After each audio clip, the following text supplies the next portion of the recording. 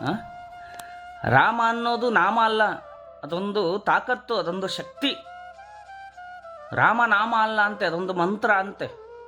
ಕನಕದಾಸರು ಆವಾಗ ರಚನೆ ಮಾಡಿದ್ದಾರೆ. ರಾಮ ಮಂತ್ರವ ಜಪಿಸೋ ಹೇ ಮನೋಜ, ರಾಮ ಮಂತ್ರವ ಜಪಿಸೋ. ಆ ಮಂತ್ರ ಈ ಮಂತ್ರ ನೆಚ್ಚಿನಿ ಕೆಡಬೇಡ, ಸೋಮಶೇಖರ ತನ್ನ ಸತಿಗೆ ಪೇಳಿದ ಮಂತ್ರ. ರಾಮ ಮಂತ್ರವ ಜಪಿಸೋ ಹೇ ಮನೋಜ. ರಾಮ ನಾಮ ಅಂದಿಲ್ಲ ಅವರು, ರಾಮ ಅನ್ನೋದು ಮಂತ್ರ ಅಂತೆ. ಉದಾಹರಣೆಗೆ ಸೀತೆಯನ್ನ ಅಪಹರಿಸಿ ರಾವಣ ಲಂಕೆಗೆ ತಗೊಂಡು ಹೋಗ್ತಾನೆ. ಸೇತುವೆ ಕಟ್ಟೋ ಸಂದರ್ಭ ಬರುತ್ತೆ. ನಲ್ ಮತ್ತೆ ನೀಲ್ ಅನ್ನೋರು ಕಲ್ಲು ಮೇಲೆ ರಾಮ ರಾಮ ರಾಮ ರಾಮ ಅಂತ ಬರೆದು ಸಮುದ್ರದಲ್ಲಿ ಕಲ್ಲುಗಳನ್ನು ಇಡ್ತಾರೆ. ಆ ಕಲ್ಲುಗಳು ತೇಲುತ್ತೆ.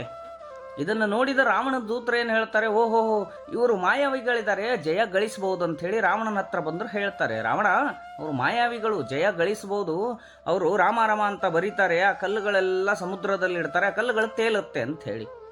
ಆವಾಗ ರಾವಣ ಹೇಳ್ತಾನೆ, ಇದೇನು ದೊಡ್ಡ ಮಹತ್ವ, ಇದೇನು ದೊಡ್ಡ ವಿಷಯ, ನಾನು ತೇಲಿಸ್ತೀನಿ ಬನ್ನಿ ಅಂತೇಳಿ ಎಲ್ಲರನ್ನು ಸಮುದ್ರ ಹತ್ರ ಕರ್ಕೊಂಡೋಗಿ ರಾವಣ ರಾವಣ ರಾವಣ ಅಂತ ಕಲ್ಲು ಮೇಲೆ ಬರೆದು ಆ ಕಲ್ಲುಗಳು ಸಮುದ್ರದಲ್ಲಿ ಇಡ್ಲಿಕ್ಕೆ ಹೋಗ್ತಾನೆ.